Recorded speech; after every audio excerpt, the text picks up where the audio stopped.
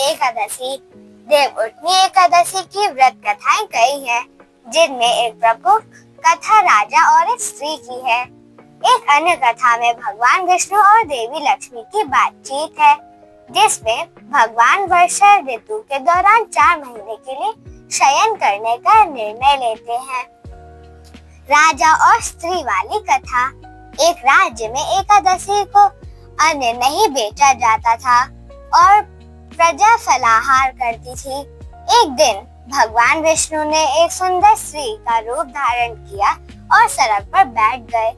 राजा उस स्त्री के सौंदर्य पर मोहित होकर उससे रानी बनने का प्रस्ताव देते हैं, लेकिन स्त्री एक शर्त रखती है कि उसे राज्य का अधिकार और बनाया हुआ भोजन खाना होगा।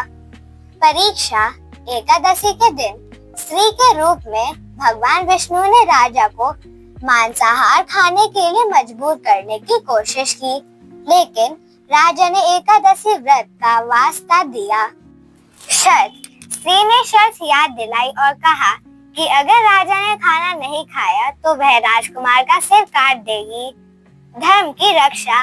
राजा ने अपनी बड़ी रानी से सलाह ली, जिन्होंने कहा कि धर्म को नहीं छोड़ना चाहिए क्योंकि पुत्र दोबारा आ सकता है, लेकिन धर्म नहीं।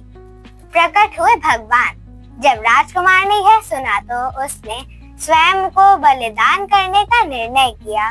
तभी रानी के रूप में भगवान विष्णु प्रकट हुए और राजा की धर्मपरायणता से प्रसन्न होकर उसे वरदान दिया। वरदान और मुक्ति। भगवान विष्णु ने राजा को मुक्ति और परम लोक में निवास का वरदान दिया। राजा ने अपना राज्य पुत्र को सौंप दिया और विमान में बैठकर स्वर्ग चले गए। भगवान विष्णु और लक्ष्मी जी की कथा। एक बार लक्ष्मी जी ने भगवान विष्णु से आग्रह किया कि वे दिन रात जागते रहते हैं और जब सोते हैं तो लाखों वर्षों के लिए सो जाते हैं, जिससे पूरी सृष्टि का नाश हो जाता है। इसलिए उन्हें नियमित रूप से विश्राम करना चाहिए। भगवान विष्णु ने लक्ष्मी जी की बात मानी और कहा कि वे वर्षा ऋतु के दौरान 4 महीने के लिए शयन करेंगे। इस दौरान उन्हें भी आराम मिलेगा। उन्होंने कहा कि उनकी यह निद्रा अल्प निद्रा कहलाएगी और यह उनके भक्तों के लिए मंगलकारी रहेगी। जो भी भक्त इस दौरान उनकी सेवा करेंगे, उनके घर में लक्ष्मी सहित में निवास करेंगे। तो बोलिए श्री हरि विष्णु की जय, माता महालक्ष्मी की जय।